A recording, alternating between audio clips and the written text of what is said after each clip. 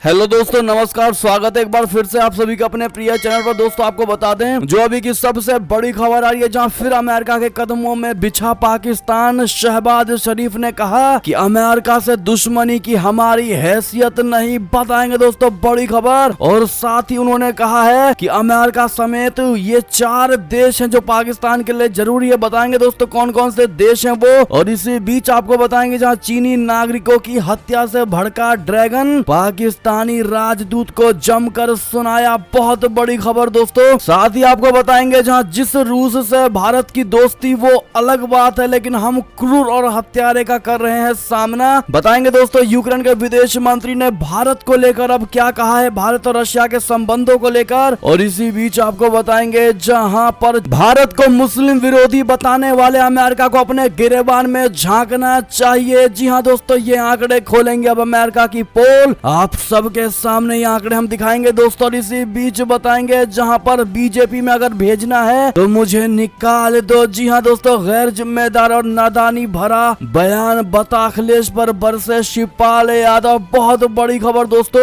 और ई श्रम कार्ड, जितने भी ई श्रम कार्ड धारक हैं दोस्तों, उन सबके लिए बहुत बड़ी खबर आ रही है। बहुत बड़े ऑफर्स हैं दोस्तों। और सरकारी नौकरी को लेकर बहुत बड़ी खबर आ रही है। तो हर तरह की जानकारी अभी हम आपको बताने वाले हैं, तो आराम से बने रहिएगा वीडियो के अंत तक। और अभी खबरों में आगे बढ़ने से पहले हमेशा की तरह मानते हैं कि मोदी जी हाँ तो हर चीज संभव है। भारतीय सेना है तो अपना देश गर्व से जी रहा है और आपको भी भारतीय होने पर शान है दोस्तों। और मानते हैं कि भारत देश नंबर 1 देश और भारत की विदेश नीति सबसे बेस्ट है, सबसे टॉप के। तो इस वीडियो को भी कर दीजिए लाइक, चैनल को कर दीजिए सब्सक्राइब, बेल आइकन दबाइए, साथ ही कमेंट बॉक्स में लिख दीजिएगा जय हिंद। जी हाँ दोस्तों, तो चलते हैं पहली और सबसे बड़ी खबर की तरफ, जहां पर फिर अमेरिका के कदमों में बिछा पाकिस्तान। शहबाज शरीफ ने कह दिया है खुद कि यूएस से दुश्मनी की हमारी हैसियत नहीं। जी हां दोस्तों, पिछले दिनों इमरान खान ने अपनी तकरीरों में अमेरिका को जमकर कोसा। कहा अमेरिका में मेरी सरकार गिराने की साजिश रची गई, खूब बवाल हुआ।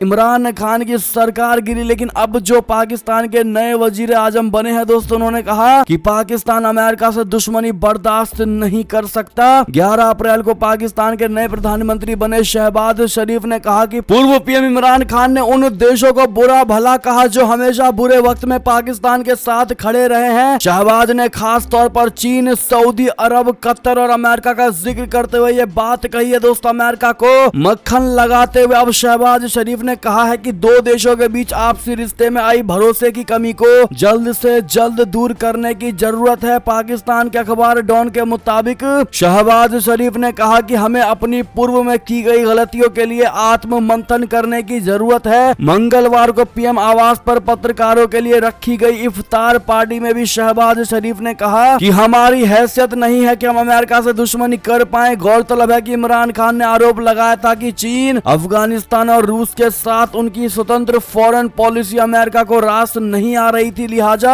अमेरिका ने उनको गद्दी से हटाने की साजिश रची है। ऐसे में दोस्तों अब शहबाज शरीफ दोस्तों इमरान खान के जस्ट अपोजिट होते नजर आ रहे हैं दोस्तों। और अमेरिका के सामने अपने कदमों को बिछा करके अमेरिका से फिर से नए रिश्तों को शुरू करने की दोस्तों भीख मांगनी शुरू कर दिया। आपका कहेंगे, आपकी इस पर क्या राय होगी दोस्तों, कमेंट करके जरूर बताइएगा शहबाज शरीफ को लेकर। और क्या अमेरिका शहबाज से दोस्तों पिघल जाएगा और क्या पाकिस्तान और अमेरिका के फिर से रिश्ते अच्छे संबंध हो जाएंगे दोस्तों? क्या लगता है आपको, कमेंट करके जरूर बताइएगा। अगली खबर की बात करें, जहां पर अब पाकिस्तान को चाइना को लेकर बड़ी खबर आ रही दोस्तों। जहां पर इधर पाकिस्तान अमेरिका से रिश्ते सुधारेगा तो उधर चाइना के साथ उसकी बिगड़ती नजर आ रही है दोस्तों। चीनी नागरिकों की हत्या से भड़का ड्रैगन, पाकिस्तानी राजदूत को जमकर सुनाया। जी हां दोस्तों, पाकिस्तान में मंगलवार को कराची यूनिवर्सिटी के बाहर एक आत्मघाती हमले में 3 चीनी नागरिकों समेत 4 लोगों की मौत हो गई। बलोचिस्तान लिबरेशन आर्मी ने इस हमले की जिम्मेदारी ली है। अब इस बात की चर्चा भी हो रही है कि क्या चीनी नागरिकों पर घात लगाकर यह हमला किया गया था। चीन ने बुधवार को कड़े शब्दों में इस सुसाइड अटैक की निंदा की है। चीन के विदेशी मामलों के सहायक मंत्री वू जियांगघाओ ने इस मामले में चीन में पाकिस्तान के राजदूत को अर्जेंट फोन कॉल किया। उन्होंने इस मामले में जांच और दोषियों के खिलाफ सख्त कार्रवाई की मांग की। इसके साथ इन्होंने सख्त लहजे में कहा है कि चीनी नागरिकों का खून बेवजह नहीं बहना चाहिए। घटना तब हुई जब एक वैन में सवार 3 चीनी शिक्षक यूनिवर्सिटी में प्रवेश करने वाले थे और इस घटना का सीसीटीवी फुटेज सामने आया है, जिसमें दिख रहा है दोस्तों कि एक महिला बुर्का पहने गेट पर खड़ी है। वैन जैसे ही अंदर जाने के लिए मुड़ती है, वो खुद को बम से उड़ा लेती है। और इस घटना में कन्फ्यूशियस इंस्टीट्यूट के डायरेक्टर डिंग मुपेंग समेत 3 चीनी अध्यापकों की मौत हो गई। हमले में गाड़ी ड्राइवर की भी जान चली गई है दोस्तों। ऐसे में चाइना ने पाकिस्तान को तगड़े तरीके से दोस्तों खड़ी खोटी सुनाई है और लताड़ा है। आपको बता दें, चाइना ने मांग की है कि पाकिस्तान इस मामले में जांच कराए और हमले के अपराधियों को गिरफ्तार करके कानून के तहत दंडित करें, वरना चाइना कह रहा है दोस्तों कि हम आगे से इसको अपने हाथ में लेंगे। जी हाँ दोस्तों, चीन की ओर से ये तक कह दिया गया है कि चीनी नागरिकों का खून व्यर्थ नहीं बहना चाहिए और जो लोग भी इसके पीछे उन्हें किसकी कीमत चुकानी होगी, चाहे वो कोई भी क्यों ना हो। अगली खबर की बात करें दोस्तों, जहां पर जिस रूस से भारत की दोस्ती वो अलग, लेकिन हम क्रूर और हत्यारे का कर रहे सामना। यूक्रेन के विदेश मंत्री का बड़ा बयान। बता दें, रशिया और यूक्रेन के बीच में भीषण युद्ध अभी भी जारी है। 2 महीने से ज्यादा समय बीत चुका है, लेकिन अभी भी ताबड़तोड़ हमलों का दौर नहीं थम रहा है दोस्तों। अब इस खतरे के बीच आज तक ने यूक्रेन के विदेश मंत्री दमित्रो कुलेबा से खास बातचीत की। यूक्रेन के विदेश मंत्री ने जोर देकर कहा कि भारत के रूस के साथ जो रिश्ते रहे हैं वो अलग बात है। वे कहते हैं कि भारत के रूस के साथ खास रिश्ते हैं, लेकिन जिस रूस से आज हम सामना कर रहे हैं वो एक हत्यारा है, क्रूर है, रेप करने वाला है। हमें पूरी उम्मीद है कि भारत वर्तमान स्थिति को समझेगा और सही का समर्थन जरूर करेगा। वैसे बातचीत के दौरान यूक्रेन विदेश मंत्री द्वारा रूस की परमाणु धमकी पर भी खुलकर बात की गई है। उन्होंने साफ कर दिया है कि ऐसा होने पर रूस का विनाश तय है। वे कहते हैं कि यूक्रेन के पास कोई परमाणु हथियार नहीं है। पश्चिमी देश भी रूस पर परमाणु हमला नहीं करना चाहते, लेकिन जब रूसी विदेश मंत्री ऐसी धमकी देते हैं, इसका मतलब यह है कि रूस परमाणु हमला कर सकता है दोस्तों, और ये तो मानवता पर हमला होगा। जी हाँ दोस्तों, ऐसे में यूक्रेन के विदेश मंत्री ने भारत और रशिया के संबंधों को लेकर साफ कह दिया है दोस्तों कि भारत की दोस्ती रशिया से है, इससे हमको कोई एतराज नहीं, इनकी दोस्ती बरकरार रहे, लेकिन रशिया हमारे नजरों में खराब है। यानी कि दोस्तों उनको भारत के रशिया के साथ दोस्ती को लेकर कोई भी आपत्ति नहीं है दोस्तों, जैसे कि पश्चिमी देश भारत पर दबाव बना रहे हैं दोस्तों। ऐसे में आपकी क्या राय होगी? जिनके घर में आग लगी है दोस्तों वो कुछ नहीं कह रहे, लेकिन पश्चिमी देश भारत को ऐसे एनफोर्स कर रहे हैं दोस्तों जैसे कि उनके ही घर में आग लगी है। ऐसे में आपकी राय तो बनती है दोस्तों, अमेरिका और पश्चिमी देशों को लेकर जवाब जरूर दीजिएगा। और ऐसे में अगली खबर की बात करें दोस्तों, जहां पर रशिया को लेकर एक और बड़ी खबर, कई और देशों को गैस की सप्लाई रोक सकता है रूस। जी हाँ दोस्तों, रूस ने पोलैंड और बुल्गारिया की गैस सप्लाई रोकने का बड़ा ऐलान कर दिया है। हालांकि सचमुच सप्लाई रुकी है या नहीं, इसको लेकर अलग अलग खबरें आ रही हैं दोस्तों। यूरोपीय देशों ने सप्लाई रोकने को ब्लैकमेल कहते हुए झुकने से इनकार कर दिया है। पोलैंड और बुल्गारिया को गैस की सप्लाई रोकने के बाद रशिया ने कहा है कि रूबल में भुगतान न करने वाले अन्य देशों को गैस की सप्लाई बंद की जा सकती है। अगली खबर की बात करें, जहां एस जयशंकर ने कही बड़ी बात, कहा देश अपनी क्षमताओं पर भरोसा करे, अवसरों का लाभ उठाएं, दूसरों से मंजूरी का ख्याल छोड़ें। जी हाँ दोस्तों, दिल्ली में जारी रायसीना डायलॉग में विदेश मंत्री एस जयशंकर ने देश की 25 सालों की विदेश नीति की रूपरेखा पेश की है। उन्होंने कहा है कि देश अपनी क्षमताओं पर भरोसा रखे और दुनिया क्या है ये जानने की बजाय हम क्या हैं ये देखे और हर क्षेत्र में मौजूद अवसरों का लाभ उठाएं। जी हाँ, उन्होंने कहा कि एक वक्त था जब विश्व के इस हिस्से में हम एकमात्र लोकतंत्र थे। हमें हमारी क्षमताओं पर फोकस करना चाहिए और आने वाले वर्षों में दुनिया के माहौल को देखकर हर क्षेत्र में लाभ उठाना चाहिए। जी हाँ दोस्तों, बहुत बड़ी बात। साथ ही आपको बता दें, जहां भारत को मुस्लिम विरोधी बताने वाले अमेरिका को अपने गिरबान में झांक कर देखना चाहिए। आपको बता दें दोस्तों कौन कौन से वो आंकड़े हैं। अमेरिका संस्था United states commission on international religious freedom, बोले तो USCIRF ने हाल ही में अपनी वार्षिक रिपोर्ट जारी की है। उस रिपोर्ट में भारत को लेकर कहा गया है कि यहाँ पर धार्मिक आधार पर भेदभाव किया जाता है, मुस्लिमों पर अत्याचार होते और हिंदू राष्ट्र बनाने पर जोर रहता है। ये पहली बार नहीं है जब धार्मिक स्वतंत्रता को लेकर अमेरिका की तरफ से भारत को ऐसा ज्ञान दिया गया हो। पहले भी उसकी अलग अलग संस्थाएं ऐसे आरोप लगाती रही है। हालांकि पूरी दुनिया को धार्मिक आजादी का सर्टिफिकेट बांट रहे अमेरिका में ही धार्मिक स्वतंत्रता को लेकर सवाल खड़े हो गए हैं। खास बात दोस्तों ये है कि सवाल खड़े करने वाली ये एजेंसियां भी अमेरिकी ही हैं। जी हाँ दोस्तों, आपको बता दें, प्यू रिसर्च सेंटर ने 2009, 14, 17, 19 और फिर 2021 में एक सर्वे किया था। उस सर्वे में अमेरिकी लोगों से पूछा गया था कि आपकी नजरों में कौन से समुदाय के लोगों को सबसे ज्यादा भेदभाव का शिकार होना पड़ता है, ऐसा कौन सा वर्ग है जिसे धार्मिक आधार पर परेशानियों का सामना करना पड़ रहा है। इस सर्वे में अमेरिकी लोगों की एक ही राय रही है और वो है मुस्लिम। दूसरे समुदाय जैसे ही यहूदी, ईसाई, मॉर्मन के साथ भी समान व्यवहार नहीं किया जाता है, लेकिन सबसे ज्यादा दिक्कतों का सामना मुस्लिम समाज ही करता है। ये हाल तब है जब अमेरिका में मुस्लिमों की तादाद पिछले कुछ सालों में काफी बढ़ी है। जी हाँ दोस्तों, अस्पताल तक में दोस्तों, अमेरिका के अस्पतालों तक में मुस्लिमों के साथ भेदभाव होता है। एयरपोर्ट पर होता है उनके साथ भेदभाव, एयरपोर्ट पर नहीं होता समान व्यवहार। ऐसे में दोस्तों खुद के गिरेबान में अमेरिका को देखने की जरूरत है, ना कि भारत के में। जी हाँ दोस्तों, भारत अपने आप को संभालता था, संभालता है और संभाल लेगा, लेकिन अमेरिका दोस्तों खुद अमेरिकी ही अमेरिका को घेरने में लगे हुए। ऐसे में आपकी क्या राय होगी दोस्तों, और क्या सबक देना चाहेंगे आप अमेरिका को अपने इस कमेंट के माध्यम से जवाब जरूर दीजिएगा। प्लीज दोस्तों वीडियो लाइक करना मत भूलेगा जिन्होंने अभी तक लाइक नहीं किया है, और कृपया करके शेयर कर दीजिएगा दोस्तों। नए हैं चैनल पर तो प्लीज सब्सक्राइब करके बेल आइकन जरूर दबा लीजिएगा। अगली खबर की बात करें, जहां जम्मू कश्मीर में फिर बड़ी खबर, पुलवामा में सुरक्षा बलों की बड़ी कार्रवाई, एक आतंकी को किया गया ढेर, जिसमें एक जवान भी अपना घायल हुआ है। जी हाँ दोस्तों, जम्मू कश्मीर के पुलवामा के मित्रीगम क्षेत्र में सुरक्षा बलों और आतंकवादियों के बीच मुठभेड़ जारी, और इस मुठभेड़ में एक जवान घायल हो गया है। कश्मीर के आईजीपी विजय कुमार ने इसकी जानकारी दी है दोस्तों। उन्होंने बताया कि मित्रीगम क्षेत्र में 2 से 3 आतंकवादी फंसे हुए हैं, जिसमें जैश-ए मोहम्मद का एक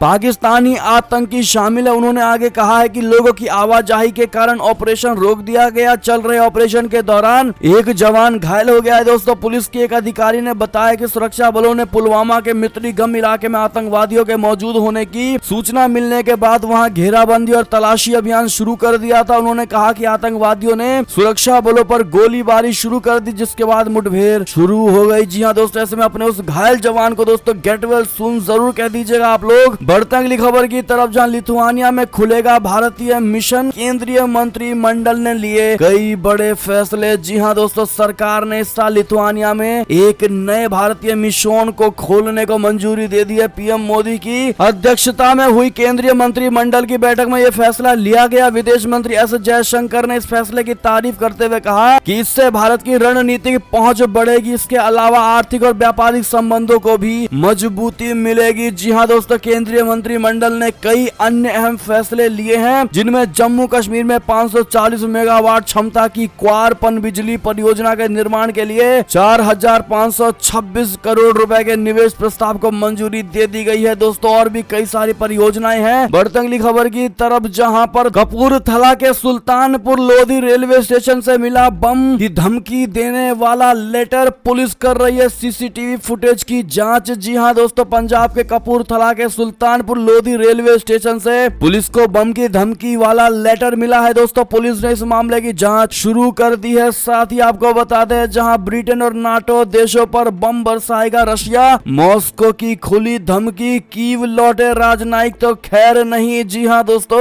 डेली मेल की खबर के अनुसार रूसी विदेश मंत्रालय की प्रवक्ता मारिया ज़खारोवा ने कहा है कि यूक्रेन को हथियार देने वाले नाटो देशों पर हमला किया जा सकता है। उन्होंने चेतावनी देते हुए कहा है कि सैन्य आपूर्ति को बाधित करने के लिए रूस उन नाटो देशों के क्षेत्र में सैन्य ठिकानों पर हमला कर सकता है जो कीव को हथियार सप्लाई कर रहे हैं। प्रवक्ता ने कहा है कि इसकी वजह से यूक्रेन में मौतें और खून खराबा हो रहा है। जी हाँ दोस्तों, यूक्रेन को लेकर रूस और पश्चिमी के बीच अब तनाव बढ़ रहा है। मॉस्को ने चेतावनी दी है कि वो कीव में प्रमुख लोगों के सेंटर्स पर हमला कर सकता है, भले ही वहाँ ब्रिटिश और अन्य पश्चिमी राजनयिक मौजूद क्यों ना हो। जी हाँ दोस्तों, बढ़ते तनाव के बीच रूस के विदेश मंत्री सर्गेई लावरोव ने तीसरे विश्व युद्ध की भी चेतावनी दे दी है। दोस्तों अगली खबर की बात करें, जहाँ पर बिलावल भुट्टो बने पाकिस्तान के विदेश मंत्री, राष्ट्रपति ने दिलाई शपथ। मोदी जी के हमेशा से कट्टर रहे हैं बिलावल भुट्टो। जी हाँ दोस्तों, आपको बता दें, पीपीपी चेयरमैन बिलावल भुट्टो ने एक दिन पहले पार्टी के शीर्ष निर्णय लेने वाली संस्था की मंजूरी के बाद शपथ ले ली है। दोस्तों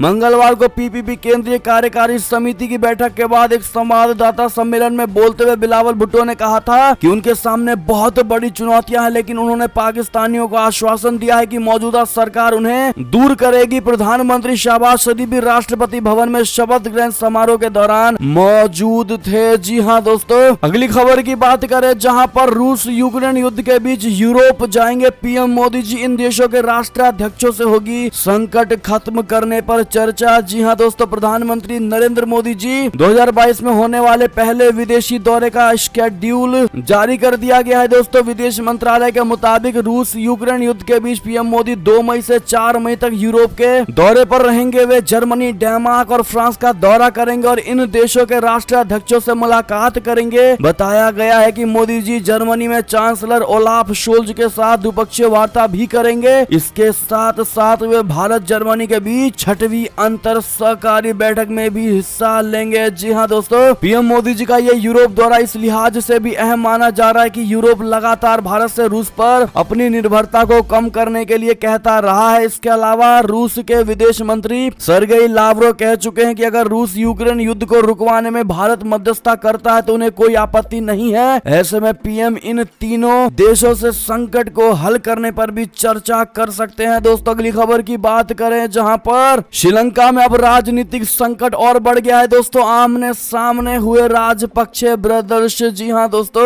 भयानक आर्थिक संकट से गुजर रहे श्रीलंका में अब राजनीतिक बादल भी मंडरा रहे हैं। एक तरफ जहां जनता सड़कों पर उतरकर प्रधानमंत्री और राष्ट्रपति से इस्तीफा मांग रहे हैं, तो वहीं विपक्ष ने अब सरकार बनाने का दावा ठोक दिया है। इसी बीच एक और घटनाक्रम सामने निकल कर आया है। दोस्तों, रिपोर्ट्स के मुताबिक राष्ट्रपति गोटबाया राजपक्षे एक नए प्रधानमंत्री के साथ अंतरिम सरकार बनाना चाहते हैं, लेकिन इसी दौरान प्रधानमंत्री महिंदा राजपक्षे ने इस्तीफा देने से मना कर दिया है। दोस्तों, आपस में ही दोनों ब्रदर्स भिड़ते नजर आ रहे हैं। दोस्तों, अगली खबर की बात करें जहां दिल्ली में कोरोना के मामलों ने लगाई बड़ी छलांग। 24 घंटे में 1367 नए केस और एक मरीज ने गंवाई जान। जी हाँ दोस्तों, दिल्ली में कोरोना के मामले तेजी से बढ़ रहे हैं। पिछले 24 घंटों में 1367 नए केस दर्ज किए गए हैं। संक्रमण की वजह से एक मरीज की मौत भी हो गई है। दोस्तों, राहत भरी बात यह है कि 24 घंटों में 1042 मरीज संक्रमण से जंग जीत चुके हैं। दिल्ली में कोरोना के 4832 सक्रिय मामले हैं। इन्हीं को देखते हुए दोस्तों बूस्टर डोज पर बड़ा कदम उठाने की तैयारी में है सरकार। बता दें, सरकार अब ज्यादा से ज्यादा लोगों को प्रिकॉशनरी डोज देने की तैयारी में। इसके लिए कोरोना टीके की दूसरे डोज और प्रिकॉशनरी डोज के बीच अंतराल को मौजूदा 9 महीने से घटाकर 6 महीने कर सकती है। आधिकारिक सूत्रों ने बुधवार को ये जानकारी दी है। दोस्तों, अगली खबर की बात करें जहां पर गैर जिम्मेदाराना और नादानी भरा बयान बता अखिलेश पर बरसे शिवपाल यादव। कहा बीजेपी में भेजना है तो मुझे यहाँ से निकाल दो। जी हाँ दोस्तों, सपा प्रमुख अखिलेश यादव और शिवपाल यादव के बीच तकरार बढ़ती जा रही है। मैनपुरी में एक कार्यक्रम में जब अखिलेश यादव ने कहा है कि अगर भाजपा चाहे तो चाचा को अपने पास ले लें, उनके इस बयान पर जबरदस्त बवाल देखने को मिल रहा है। अब शिवपाल यादव ने इस पर अपनी प्रतिक्रिया दी। उन्होंने कहा है कि अगर भाजपा में भेजना है तो मुझे निकाल देना चाहिए। उन्होंने कहा कि अखिलेश यादव का गैर जिम्मेदाराना बयान है, नादानी का बयान है। समाजवादी पार्टी के 111 विधायक जो जीते हैं उनमें से हम एक हैं। अगर भाजपा में भेजना है तो मुझको निकाल देना चाहिए। वहीं शिवपाल यादव ने आजम खान को लेकर भी बड़ा बयान दिया है। दोस्तों,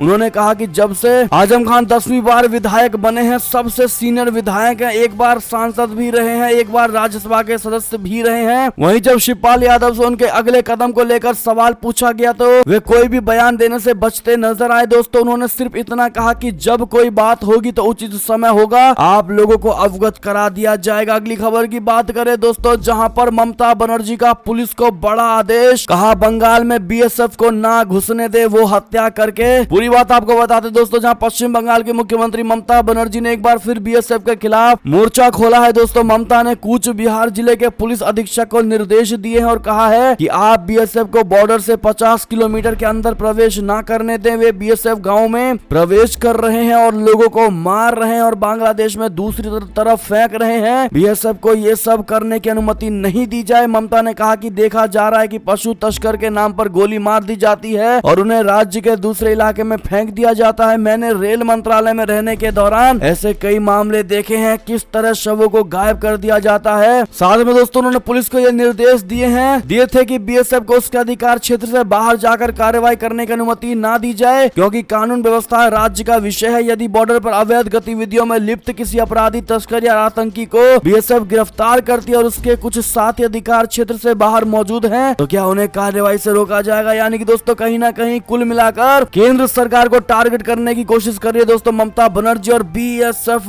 जो कि हमारे भारत की शान है दोस्तों, उनके खिलाफ उंगली उठाने की कोशिश कर रही है ममता बनर्जी। ऐसे में आपकी क्या राय होगी कमेंट करके जरूर बताइएगा दोस्तों। जो देश की सेना के खिलाफ उंगली उठाए उनके साथ क्या व्यवहार करना चाहिए बताना मत भूलिएगा। अगली खबर की बात करें दोस्तों, जहां पर अरविंद केजरीवाल की अंगड़ाई, आपको बता दें पीएम मोदी जी के साथ बैठक में इस मुद्रा में दिखे सीएम अरविंद केजरीवाल। भाजपा ने कहा अशिष्ट और बेशर्म है केजरीवाल। दरअसल प्रधानमंत्री नरेंद्र मोदी जी ने कोरोना संक्रमण को लेकर मुख्यमंत्रियों के साथ बुधवार को वर्चुअल बैठक की। पीएम के साथ बैठक में शामिल दिल्ली के सीएम अरविंद केजरीवाल सुर्खियों में है दोस्तों। बैठक के दौरान उनकी आराम की मुद्रा चर्चा में है, जिसे भाजपा ने केजरीवाल की अशिष्टता करार दिया है। साथ ही सवाल क्या है कि इतनी महत्वपूर्ण बैठक में कोई मुख्यमंत्री ऐसा आचरण कैसे कर सकता है। दरअसल वीडियो में देखा जा सकता है दोस्तों कि अरविंद केजरीवाल सिर के पीछे हाथ रखकर आराम से बैठे नजर आ रहे हैं, जिस पर दोस्तों भाजपा आईटी सेल के प्रमुख अमित मालवीय ने बैठक का वीडियो ट्वीट करते हुए कहा कि अरविंद केजरीवाल अभद्र व्यवहार से अपनी फजीहत कराते हैं। ऐसे में आपकी क्या राय होगी दोस्तों। आप भी देख पा रहे होंगे कैसे केजरीवाल बैठे हुए हैं दोस्तों प्रधानमंत्री नरेंद्र मोदी जी के सामने, जबकि मोदी जी एक प्रधानमंत्री और प्रधानमंत्री की रिस्पेक्ट में दोस्तों कम से कम ऐसे नहीं बैठना चाहिए। ये कोई अनऑफिशियल चीजें नहीं थी दोस्तों, ये सब फॉर्मल चीजें थी। उसके बावजूद भी अरविंद केजरीवाल ने ऐसी हरकत करने की कोशिश की। ऐसे में आपकी क्या राय होगी, सुझाव जरूर दीजिएगा दोस्तों। अगली खबर की बात करें, जहां पर राहुल गांधी की बेरुखी ने भी प्रशांत किशोर को किया दूर, एंड मौके पर चले गए विदेश। जी हां दोस्तों, कांग्रेस के साथ लंबी वार्ता के बाद भी उसके साथ न जाने के प्रशांत किशोर के फैसले को लेकर तमाम तरह की चर्चाएं चल रही हैं। कहा जा रहा है कि कांग्रेस उनके कुछ सुझावों और मांगों को मानने के लिए तैयार नहीं थी और इसी के चलते बात नहीं बन सकी। और सूत्रों का कहना है कि प्रशांत किशोर अपने लिए कांग्रेस में अहमद पटेल जैसा रोल चाहते थे। अगली खबर की बात करें दोस्तों, जहां पर किसानों की आय में 10 गुना तक हुआ इजाफा, कृषि मंत्री नरेंद्र सिंह तोमर ने किया बड़ा दावा। जी हां दोस्तों, केंद्रीय कृषि मंत्री नरेंद्र सिंह तोमर ने आजादी का अमृत महोत्सव के तहत किसान भागीदारी प्राथमिक हमारी अभियान की शुरुआत करते हुए देश भर के किसानों के साथ बातचीत की। इस दौरान उन्होंने कहा कि उनकी सरकार के तहत किसानों की आय दुगनी ही नहीं बल्कि 10 गुनी हुई है। जी हां दोस्तों, साथ ही आपको बता दें जहां पर ई श्रम कार्ड आपके पास तो फिर सब टेंशन खत्म सरकार दे रही है ये बड़े ऑफर्स। जी हां दोस्तों,